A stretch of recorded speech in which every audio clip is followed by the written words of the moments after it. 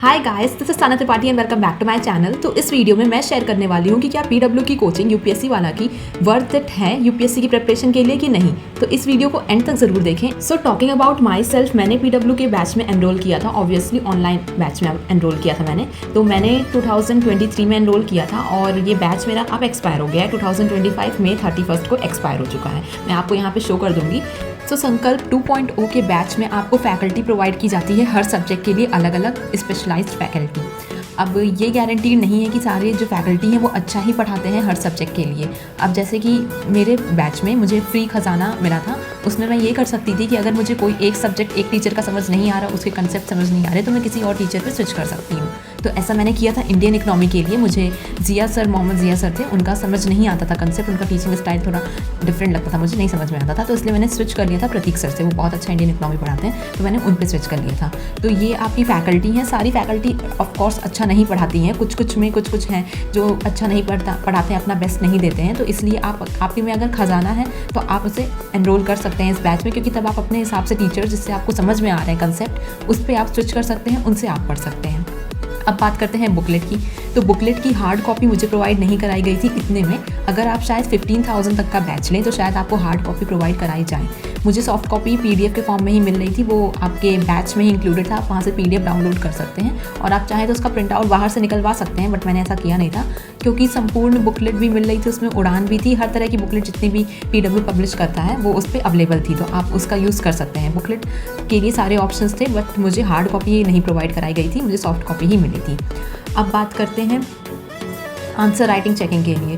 तो answer writing checking के लिए जब 1 साल हो गया था पीडब्ल्यू के बैच में, तो 5,000 मोर चार्ज कर रहे थे ये सब आंसर राइटिंग के लिए, और साथ ही साथ उसमें वो बुकलेट भी प्रोवाइड कर रहे थे पीडब्ल्यू की सारी।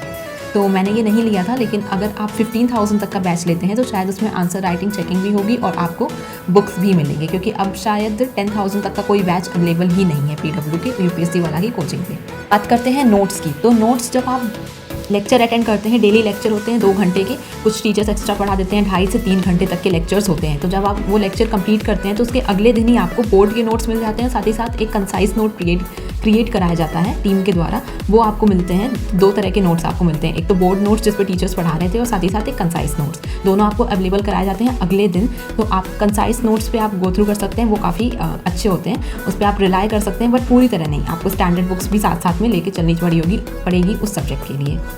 फिर जैसा कि मैंने बताया कि आपको नोट्स मिलते हैं उसी टाइम पे, जब आप लेक्चर अटेंड करने के बाद जब आपको नोट्स प्रोवाइड किए जाते हैं तो आपको डेली प्रैक्टिस क्वेश्चन भी दिए जाते हैं। उसमें सिर्फ 5 क्वेश्चन होते हैं जो कि लेक्चर से रिलेटेड ही होते हैं।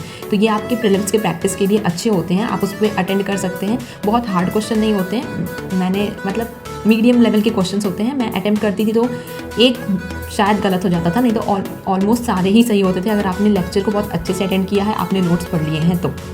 At the same time daily MCQs के साथ साथ आपके वीकली टेस्ट भी होते हैं। आपने वीक में जितना भी पढ़ा है, एक तो करंट अफेयर्स, साथ ही साथ जो 2 सब्जेक्ट आपके अलाइन चल रहे हैं, एक साथ 2 क्लासेस चलती हैं 2-2 घंटे की।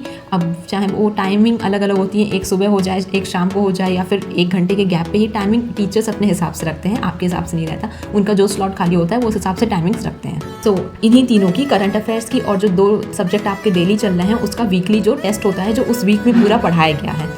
फिर वीकली टेस्ट के हिसाब से आपकी रैंकिंग आती है, 1st, 2nd, 3rd, 4th, 5, 6, 7, 8, 9, 10। 10 तक की रैंकिंग को टीचर्स अपने क्लास में अगले दिन बोलते हैं, सिर्फ आपको कॉन्फिडेंस आपका बूस्ट करने के लिए। तो ये होता है। साथ ही साथ अब बात करते हैं मंथली मैगजीन और करंट अफेयर्स। करंट अफेयर्स की क्लास आपकी वीकली एक बार ही होती है, संडे को, और ये जो क्लासेस आपकी चलती हैं वो मंडे से फ्राइडे तक ही चलती हैं, नॉर्मल क्लासेस, और जो सैटरडे संडे को ऑफ होता है, और संडे को ही आपकी करंट अफेयर्स की क्लास चलती है। सो द कंक्लूजन इज़ कि अगर आप सोच रहे हैं किसी ऐसे कोचिंग इंस्टीट्यूट पे जाना जिस पे आप कंप्लीटली रिलाई कर सकते हैं अपनी यूपीएससी की प्रिपरेशन के लिए, so PW is not for that.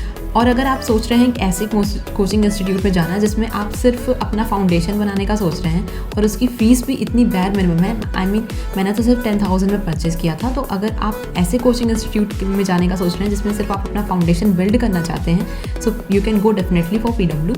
Also as per my suggestion, आप कोई भी कोचिंग इंस्टीट्यूट ज्वाइन कर लो, आपको स्टैंडर्ड बुक्स ऑप्ट करना ही पड़ेगा, कुछ एक्स्ट्रा पढ़ना ही पड़ता है। So why not PW?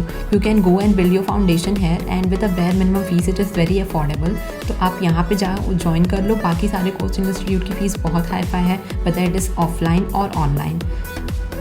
Also, this is not a promotional video. So that's all for today. Hope you like this video. Like, channel, subscribe for more, and stay tuned for the upcoming ones. Thanks for watching.